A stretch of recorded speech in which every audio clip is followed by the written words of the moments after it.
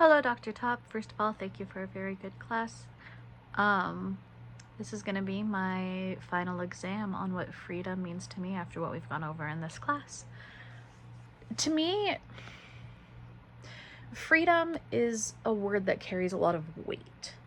Not only in the sense of people have worked so hard to gain freedom, but especially with today's day and age, it feels like when we think of the word freedom, we see history repeating itself. Especially with the points that I'm going to be going over in this, because to me, it's within women and Mexican Americans. And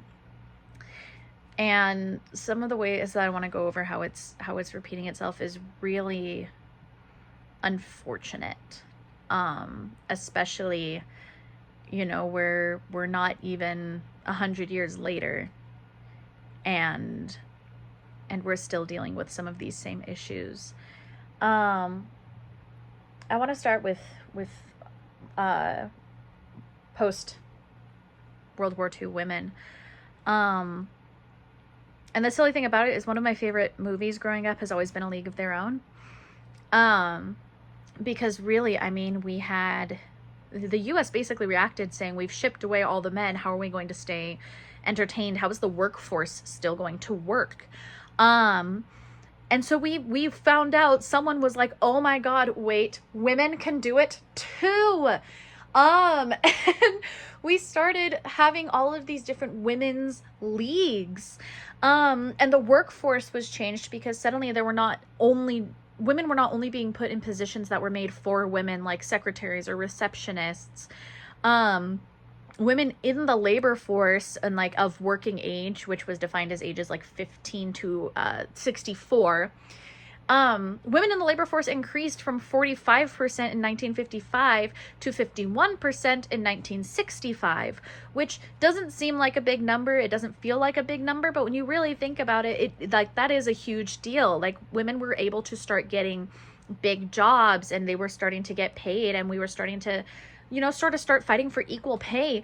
But even then, with equal pay, it was such a battle. And at first it was only teachers who were being offered equal pay. Anything else that could still be necessarily done by a man, that wasn't teaching, we were still trying to get more than just 13%, which is what happened in 1968, where women working in the Ford, the car factory, who were making the seat covers and all the leather working that goes into having a car, which, you love having a car that has a nice clean cushion. It feels comfy, especially if you're someone like me where I tend to drive cross country. So this is what the women were in charge of. They were told that's not hard work. That's not hard labor. So they were told that they were going to be making 13% of what the male factory workers were making for putting the mechanical aspects of the car together. And what the women did was they went on strike. They went on strike because they were like, hey man, just because you don't know how to pull a needle and thread through a piece of leather doesn't mean that it's not hard work. Which, if you've ever tried to pull a piece of, I costumed for the dinner theater for 2 years. If you have ever tried to pull a needle, even through a machine, through leather, it is hard. That thing is hard. And so they went on strike, and then even after they were recognized as, okay, yeah, you know what? We messed up. We're gonna give you guys what you want. We're gonna give you a pay increase. They still were only making 92% of what the male factory workers were making. So even though it was they're starting to get equal pay, they're fighting for equal pay, they were only making 92%. 92%. That's so close. That's just enough. That's not even enough to be you know what? I guess this work is a little bit different than this work, so they have a pay difference. It was literally just enough to be we're going to pay you almost what the men make. We're just going to pay you almost what the men make, which is so aggravating. And then you think about in today's day and age, we have equal pay, but you're seeing how women are treated in politics, and it's I feel history repeating itself with this. And then I want to go on to Mexican Americans and how Mexican Americans were treated, because Mexican Americans were on the front lines. In World War II, they were on the front lines. They were so proud to be fighting. And they get home and you have people like Marsario Garcia, who won a Medal of Honor in 1945, was awarded like the highest award that you can get. In 1945, he goes back to Sugar Land, Texas. He goes into an establishment and they say, hey, we don't serve Mexicans here. And he's like, if I was good enough to fight for the country, I'm good enough to come into your establishment. If I was good enough to get a Medal of Honor fighting for the country, I'm good enough to be in your establishment. And then they beat him with a bat. Like within an inch of his life. Beat him with a bat. It's insane. It's insane because this man was free enough to fight in the military. Mexican Americans had been given the idea of being legally white. If you were born in America, then you're legally white. But this man was still beaten into an inch of his life for entering a white establishment, a white-only establishment. When he was a high... It's awful. And then we had stuff like there was the case of Gonzalez versus Shealy in 1949, which was against educational segregation. It was students were being treated differently in Arizona, and it took 2 years for them to rule in favor of the plaintiffs.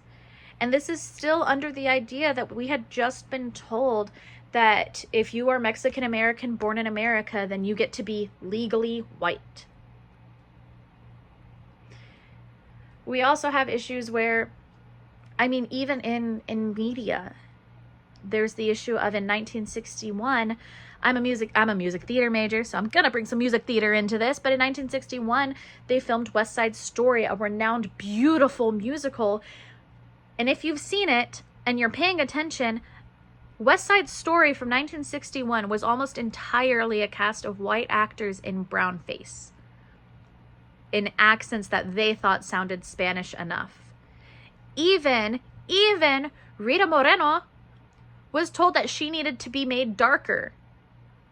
As one of the few just not white people in this show, in this movie musical, she was told that she still wasn't dark enough. That they needed to make it more realistic. So they needed to make her more brown. Luckily, in today's day and age, I believe it was, I didn't look it up, but I believe it was in 2020 is when the Steven Spielberg West Side Story came out. He made a very strong point to only cast Puerto Rican actors to play the Puerto Rican characters. But you still see this stuff today. I mean, with everything going on right now, it's so hard to define freedom and to understand what my meaning of freedom is. Because we're looking at history and then we're looking at current events and it's still happening. This stuff is still happening. You're still getting people who are turned away from establishments because they're not white.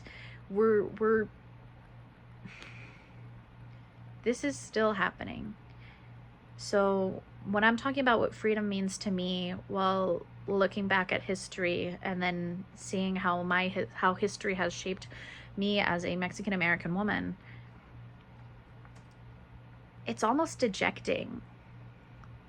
It's heartbreaking.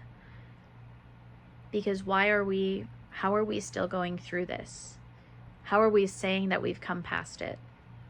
When, if you look at that, if you look then and you look now, we really haven't come that far.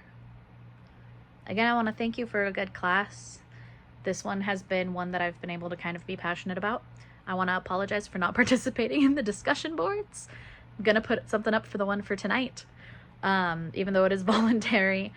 But yeah, that's what freedom means to me.